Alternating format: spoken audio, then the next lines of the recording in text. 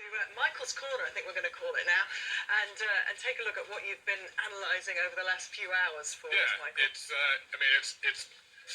is very impressive the way that Usain Bolt was able to win this race, despite I don't know what network he was watching, but on BBC, I tipped him to win it from day one, so he should tune in to BBC. So let's check out and see the race. A lot more confident here at the start than he was before the 100 meters.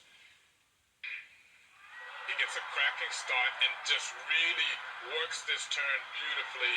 And unlike we've seen him work it all year, getting up quite high on the miles per hour, and establishes his lead. And at this point, if you look over, look at Justin Gatlin struggling to keep up. He knows that he probably can't catch Bolt at this point, and it's over. And Bolt comes home with another victory. And it looks like he starts to relax. I'm not sure if that's relaxing. He's starting to smile a little bit, or there's a little bit of fatigue setting in because he wasn't able to get a lot of training in coming into these championships, so I'm sure it was a little bit tough, but he's saying there, why did you ever doubt me? And he's got the bolt, the lightning bolt, and I'm sure he's pleased to get that one under his belt. Let's take a look again here at all three of these guys. So 1.147, that's quick, not as quick as Arnell Hughes. Justin Gatlin a little bit slower, but it's not about the reaction times as much as it is about this right here. How much you work and use that drive phase, and he uses it to his advantage and puts a lot of pressure on the rest of these guys. Look at the gap. Look at the distance he has established between himself and not only Justin Gatlin, but the remainder of the field. It puts so much pressure on everyone else. And now this is interesting right here. So this really will demonstrate exactly what the advantage is that Usain Bolt has over everyone else. They both touch down at the same time. Now, if you watch the next step, watch Justin Gatlin's touchdown. He touches down right here. Now, look at Bolt. He hasn't touched down yet. It's the massive stride that makes the difference. And the thing is frequency and stride length are all you need, and that is now Bolt's touching down. So it's that distance that he's able to establish with each stride. But the other thing is there's no difference between his frequency and how quickly he can get his turnover going than Justin Gatlin. There's another angle here, just again watching, just to kind of see where this race was won, and we're watching it right now.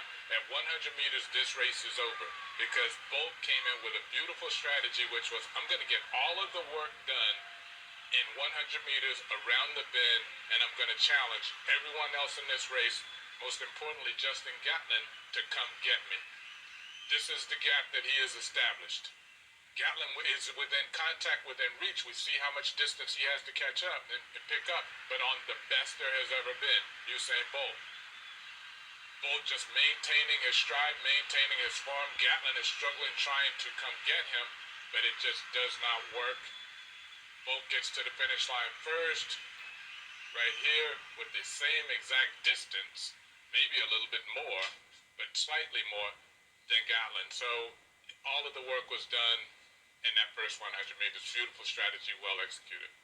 His fourth consecutive world title for the 200 meters, and you add this to a roll of honor, which is just, it's incredible, isn't it? The dominance he's had over the sprints for a generation. 10 world golds. Exhausted. He was absolutely exhausted. He sat down and Justin Gatlin pulled a bench across to him. A kind of rare moment of sportsmanship there that we haven't seen too much of the contact between these two, but also Gatlin today looked like it was almost, a relief to get that over with, because the tension and stress around his camp as well has been huge, and he was beaten fair and square today. That wasn't a narrow defeat like it was in the 100.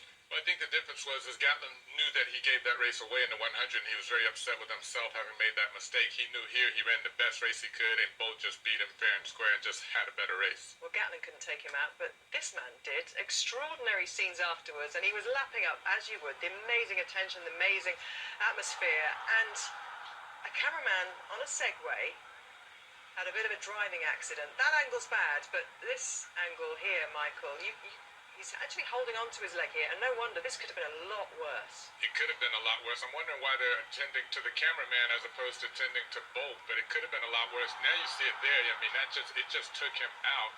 And that could have been career ending. This is the best angle here. You just see this guy just takes him out. That could have been a lot worse. Could have been career ending. He could have broken something. He could have ruptured his Achilles. You know, cartilages. But of course, he didn't, because it's Usain Bolt. Yeah. So he's not like any other athlete. Not like any other human being. And of course, he goes over to the cameraman, who's getting all the attention, and kind of makes sure that he's okay, because he's Usain Bolt. Okay, 10 golds then for Bolt. American Alison Felix was going for world gold number 9 in the 400 metres. Out to stop her in a quality field was Britain's defending champion and the ultimate big race runner, Christina Horrigan.